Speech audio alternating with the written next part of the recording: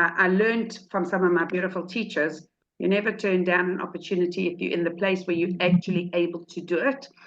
Because last Sunday night, we got to Israel on Sunday, and we were supposed to have Rabbanit Yemima Mizrahi speak for the Bat Mitzvah girls, and her mother wasn't well.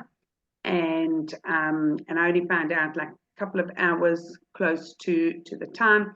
And it was like, and I'm thinking, okay. And then we said, okay, she'll confirm. And then they confirmed that she wouldn't be able to make it. Unfortunately, her mother did pass away that night. And the next day was the Levaya. And those were her last hours that she was there. But I'm thinking, well, what am I going to, who am I going to get? You know, this before we knew about how ill she was. And I called Rebbetzin Altuski, who I always say is like, she's actually, you know, and I said, Rebbetzin, and I phoned, and 4 times. And I thought, oh my gosh, you know, and how rude. And like, you know, who do I think she is, that she's just going to drop everything and come. Anyway, I said, okay, Hashem, this is the last time I'm calling Rebbetzin Altuski. You've obviously got the plan of who is going to be speaking for me and for us. And I guess you'll tell me who it is by the person that I'm going to find in my phone book. But one last time to Rebbetzin Altuski. And I phone, and literally 2 rings, and hello. Right, Juliet, isn't it the best sound in the world? And Rebbetzin Altuski answers, and I'm like, Rebbetzin Altuski, it's Joanne Dove. And she said, where are you, Mamala? I said, I'm in Yerushalayim. I'm hoping that you were going to speak on Tuesday, but I'm asking you, are you free tonight?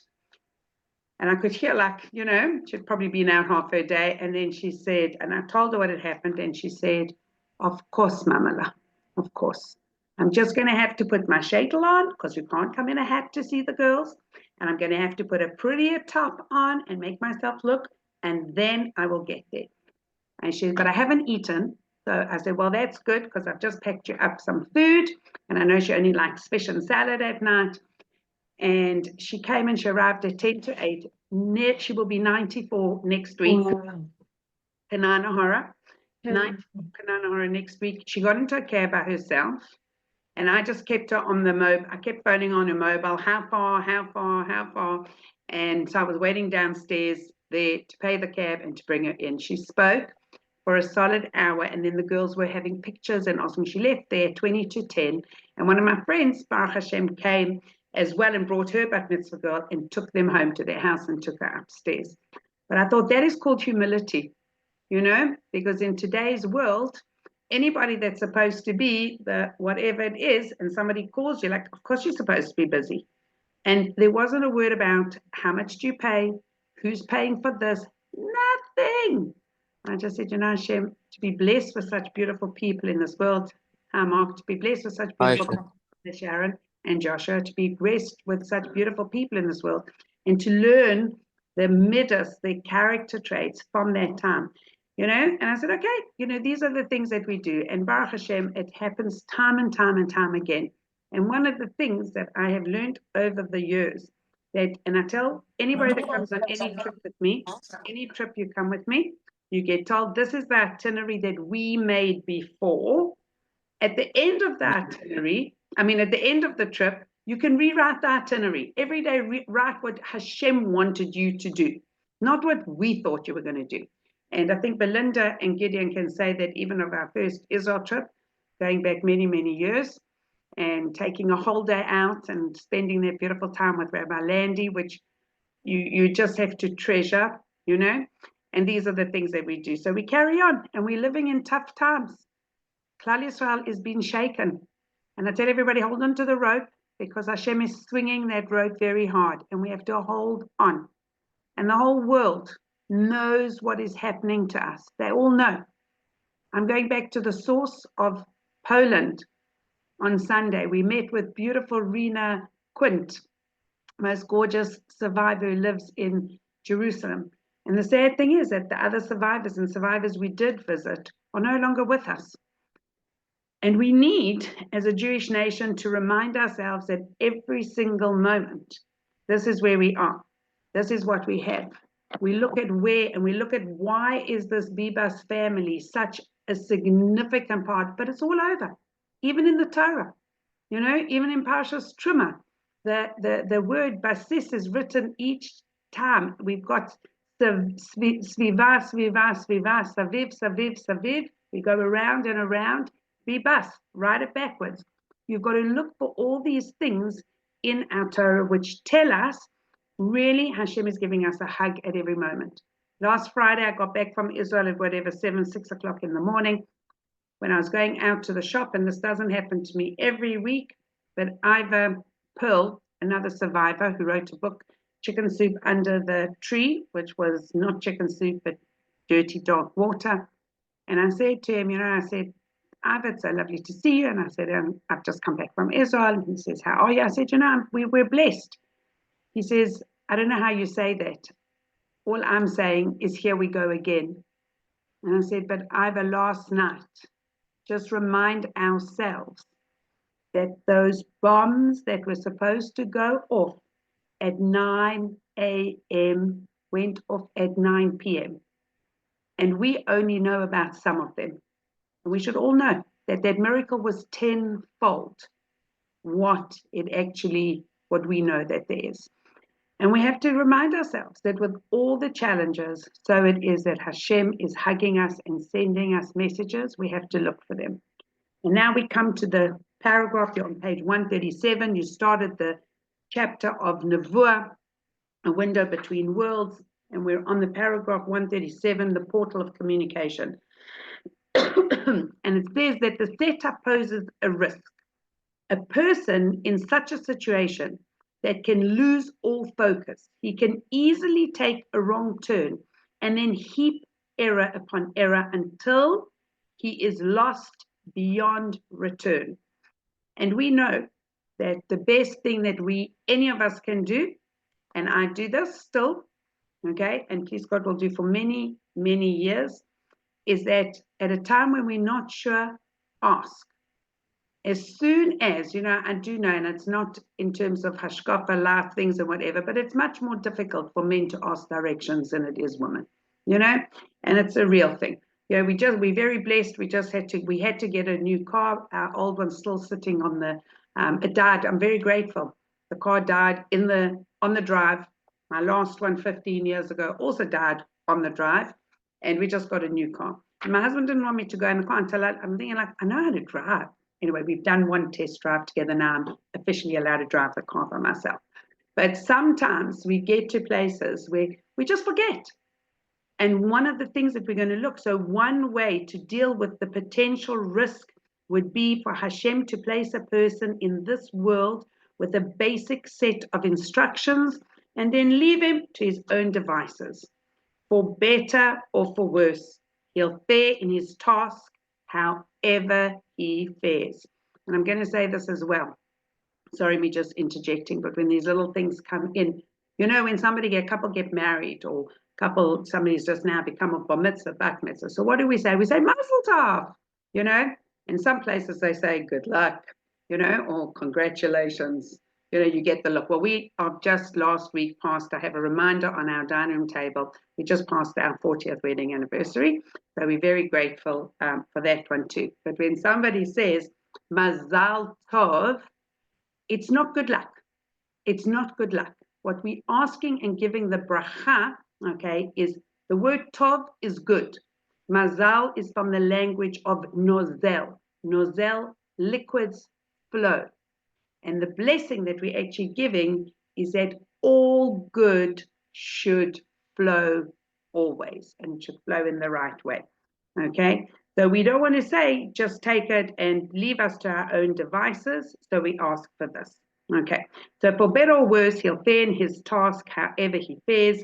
And at the end of his life, he will be judged on his performance, acknowledging and taking into account that he was left on his own.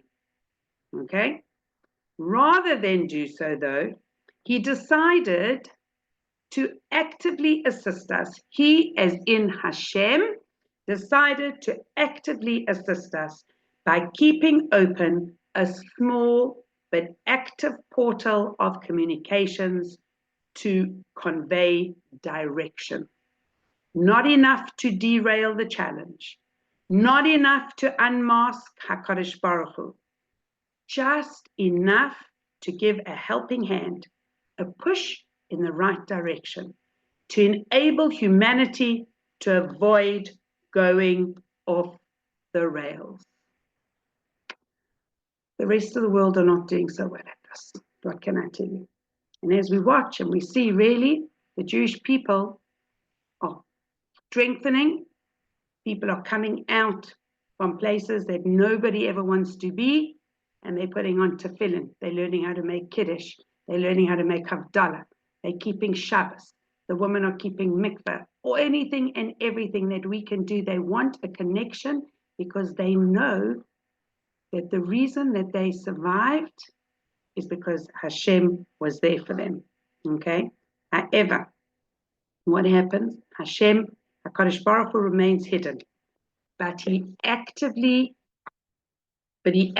reaches across the divide of and communicates with our world. Historically, the recipients of these communications were the Nevi'im, the prophets. The message of this foundation, of this Ikar, is not merely that the words of the Nevi'im, of the prophets, are true. It is the basic concept of Nevuah, of prophecy, which exists, granting us a portal of communication with HaKadosh Baruch Hu. Now, the Rambam writes that the qualifying for Nevuah, for prophecy, was no simple feat. It required arduous character development. A would-be Nabi would have to invest years into self-perfection while striving for lofty levels of closeness to Hashem and utilizing every aspect of his life to its maximum potential. What our holy tzaddikim are doing while they're getting to this is actually that in their lives, there's no difference. Everything's holy. Everything's holy. The eat, the sleep, the learn, the talk, the think, everything that they do is so focused in a place that all they're doing is accessing all the words of the Torah and putting it into a place and helping us to navigate our lives. And I hope that each of you, and if you haven't yet had the opportunity, are going to meet a very holy person. Next time you're in Israel, you tell me when you're going or where you are, and I will put you in the direction of some people. And I can tell you, I've been to holy ladies, and I want you to know something, that Rebbetzin Altuski are put in that bracket of very holy ladies. And what does that actually mean? Today, in our Tehillim class, Rebbetzin Silber was explaining to us that even Tzaddikim, it's not about saying to us that everything's going to be okay. Yeah, everything's going to be okay. Some things, what they do is that they have to let you go and help you along the natural path. And I remember this so clearly, in that our daughter had been told in a pregnancy that there was a possibility of the baby being born with Down syndrome. And at that stage, anything is like a little bit scary and frightening. And we got many, many brachas. And there were many people that actually said, you know, Be'ezrat Hashem, it will all be okay, and da-da-da-da-da, and whatever. And Rebbetzin Altuski was here visiting from Israel. And whenever she comes to visit, I arrange for her to speak places. And I took my daughter to go and get a bracha from her. And she held her hands, both of her hands together in her hands, in her beautiful little hands. And she held her hands and she looked at her with a beautiful warmth and love. And she said to her, and if the baby is born with Down syndrome, then what? It's okay. And you know, it was the first time that, who knows, we didn't know until the birth. And I was there with at this beautiful birth. And when this beautiful baby was born, and I held the baby, and I said, Mazel Tov, he's absolutely gorgeous. And he's born with Down syndrome, and he is gorgeous. And I have to tell you, the midwives, the nurse, everybody just walked out the room. I don't think they knew what to do with this. and everybody had their good cries, and everything took a little bit of time. But you know what? He's the most beautiful, stunning, gorgeous child.